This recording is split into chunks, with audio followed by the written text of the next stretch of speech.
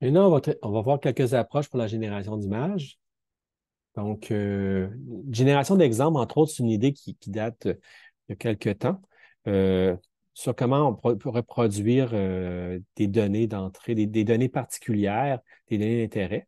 Donc, une idée qui a été développée, je ne dis pas que c'est ce qu'on fait maintenant, mais donc c'était à l'origine de plusieurs avancées, c'est de dire on va faire une optimisation, mais une optimisation où on va amener le modèle à générer une nouvelle image. Donc, sachant que dans des réseaux, souvent les images sont en entrée, on va donc tenter de faire une optimisation sur, sur cette entrée-là pour produire la sortie désirée, qui est un peu à l'inverse. Dans le fond, normalement, on optimise les poids du réseau pour que pour une certaine entrée, ils prennent la bonne décision en sortie.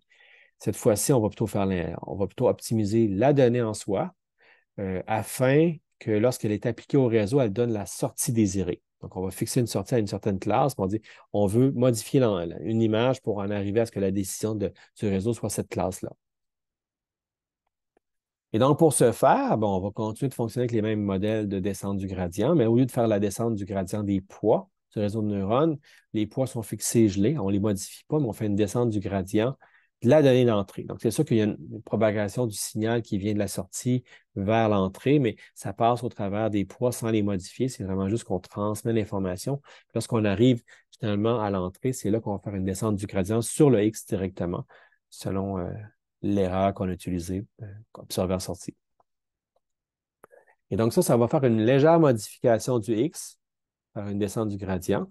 Puis le but, c'est qu'on va appliquer ça successivement. On va faire un entraînement, si on peut dire, une optimisation sur le X pour en amener à avoir un X qui va produire la sortie qu'on désire. Les poids du le réseau ne changent pas. Donc ça avait été entre autres proposé dans Deep Dream, donc qui date de 2015, donc c'est un peu vieux maintenant. On fait beaucoup mieux en termes d'images, de génération d'images, mais c'était quand même intéressant de voir qu'est-ce que ça fait. Si par exemple on a un réseau de neurones, puis on lui dit, bien, voici un horizon, ça c'est l'image d'entrée qui donne comme décision horizon, mais on veut faire une descente du gradient sur cette image d'entrée-là pour la modifier pour que ça devienne la classe tour et pagotte, donc qui pourrait ressembler à ça. Donc on fait une descente du gradient, puis on modifie l'image jusqu'à temps qu'on obtient ceci qui est quand même qui correspond à une tour, c'est un peu hallucinogène, là, c'est vraiment euh, psyché- euh, ouais, psychédélique comme genre d'image, mais c'est typique de ce qu'on a avec ce genre de technique-là, puis ça nous permet d'un peu de comprendre le genre de structure, le genre d'éléments que le réseau construit à l'interne. Même chose ici, on a un arbre, c'est l'image d'origine. Donc, dans le fond, on va lui demander, on va faire l'optimisation pour transformer l'arbre en building. Donc, il va faire une descente du gradient sur l'arbre pour en arriver à produire quelque chose qui va être reconnu comme étant un building par le réseau de neurones. Ou un autre ici, on a une feuille dans un espace avec de la verdure, mais on veut transformer ça en oiseau. Puis on fait une descente du gradient sur l'image en fixant oiseaux et insectes, puis il est capable de nous générer ça. On va aller un peu plus loin que ça. Donc là, ce qu'on a vu ici, on n'imposait pas de style, on faisait une descente du gradient sur l'image pour atteindre une classe. Ici, on va faire ce qu'on appelle du transfert de style. Le transfert de style, c'est qu'on veut avoir, on a le style d'une image, on veut le transférer dans une autre image. Donc, un exemple ici, on a une image de tortue des mers. Ça, c'est l'image d'origine. On a le style de cette figure-là. Donc, c'est une figure qui s'appelle The Great Wave of Kanagawa. Donc, ça, c'est une œuvre d'art japonaise bien connue. Donc, ce qu'on veut faire, c'est qu'on veut faire un transfert de style. On veut préserver le contenu de l'image, mais on veut que cette image-là soit dans le style ici qu'on lui donne à côté. Donc, on va avoir deux chemins en parallèle, le chemin des réseaux de convolution pour extraire, pour représenter le contenu, et un autre chemin de couche à convolution où là, on va extraire un peu le style. On veut représenter le style. Donc, après ça, on va combiner ça. Donc, on a quand même deux fonctions de perte indépendantes qui sont directement là. On veut dire qu'on va être capable de s'assurer que si on reconstruit l'image, on retrouve l'image telle qu'elle ici. Si on reconstruit le style, on trouve le style tel quel.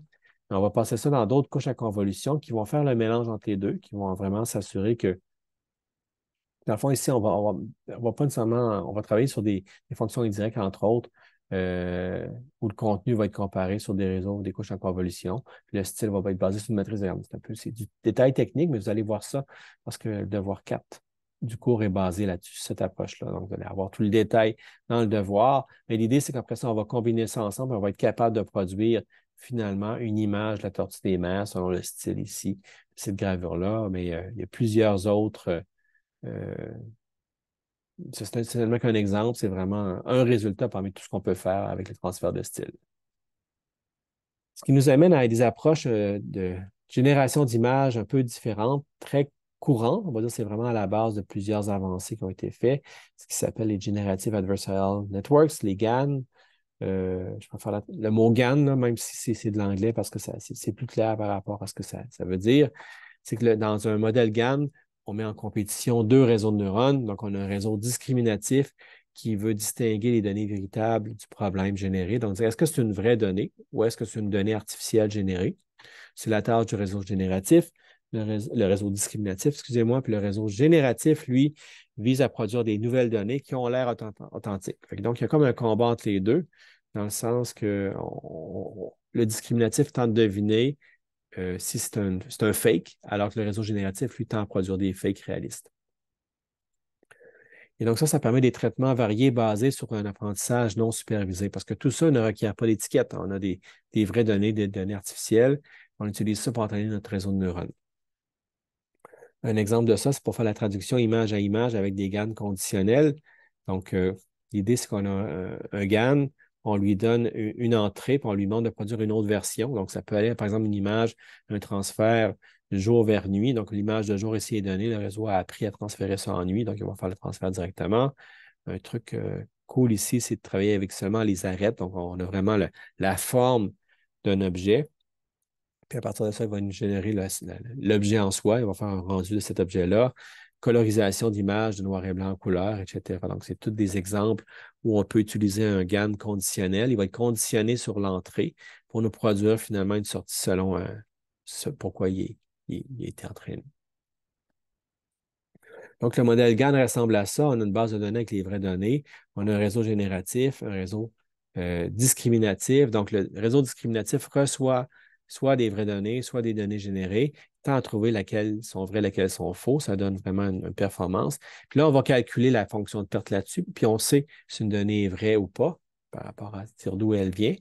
Et donc, on va avoir les étiquettes, puis on va donc utiliser l'erreur sur les étiquettes comme fonction de perte pour optimiser le réseau discriminatif. Bon, jusque-là, c'est très classique, c'est assez simple. C'est juste que le fait, c'est quand même, on pourrait dire, non supervisé ou auto-supervisé parce que les vraies données, ce qu'on définit une vraie donnée, c'est tout simplement le fait que ça vient de la base de données de vraies données, c'est pas une vraie étiquette, là. On a les données générées par le réseau génératif qui, elles, sont fake. Donc, on fait une descente du gradient ici assez classique, mais là où ça devient intéressant, c'est qu'on va propager le signal de correction là, par rétropropagation. On va l'amener également au réseau génératif, où là, on va faire l'inverse. On ne va pas minimiser l'erreur ou le minimiser selon loss, on va le maximiser. Fait que le réseau génératif, lui, veut donc minimiser cette chose-ci moins le loss, donc il veut maximiser la perte du réseau discriminatif, alors que le réseau discriminatif, lui, veut minimiser cette perte-là. Il y a comme une compétition entre les deux. Lui veut réduire son taux d'erreur, le discriminatif, et le génératif, lui, veut augmenter le taux d'erreur du discriminatif.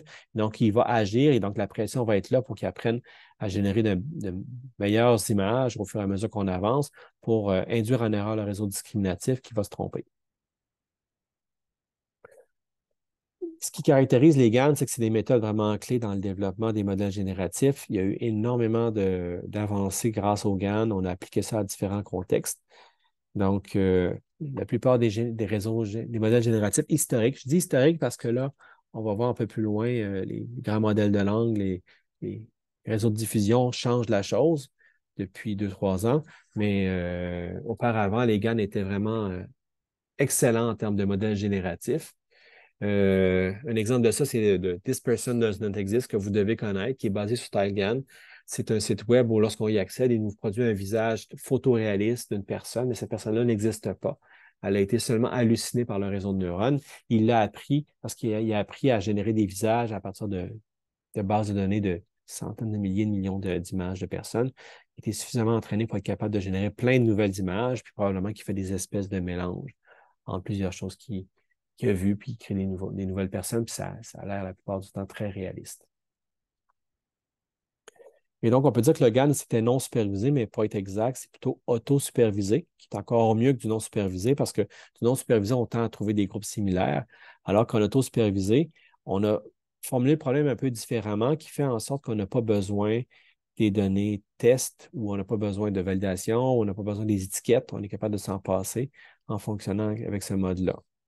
Euh, et donc, ça, c'est un peu un déclencheur d'activité. Là, ça a soulevé un certain intérêt. Puis depuis quelques années, on commence à avoir de plus en plus de réseaux autosupervisés qui sont capables d'apprendre, entraîner des réseaux de neurones profonds. On ne les laisse pas faire ça seuls, mais on peut combiner ce genre d'algorithme-là avec des algorithmes plus standards supervisés qui s'assurent qu'il n'y a pas de dérapage si important que ça. Puis avec les GAN, ce qu'il faut comprendre, c'est qu'il n'y a pas de garantie de réalisme et de qualité des données produites. On s'arrange avec ce qu'on a. Il produit des fois des bonnes données, des fois, ça va être assez mauvais. Et donc, il y a quand même une certaine difficulté à entraîner les GAN. En fait, c'est des modèles qui sont complexes à entraîner. L'équilibre entre l'entraînement, entre le modèle génératif et discriminatif, là, comme on voit ici, le fait qu'il y ait une compétition entre les deux, rend les choses parfois un peu difficiles. Les deux vont tenter de converger vers des bons résultats. La tâche est réputée plus facile pour le réseau discriminatif, donc le réseau génératif, des fois, va être un peu largué, va traîner de la patte par rapport à sa capacité à produire des données qui sont réalistes. Puis aussi, ce qu'on observe, l'équilibre, donc là, souvent, il faut faire un espèce de compromis.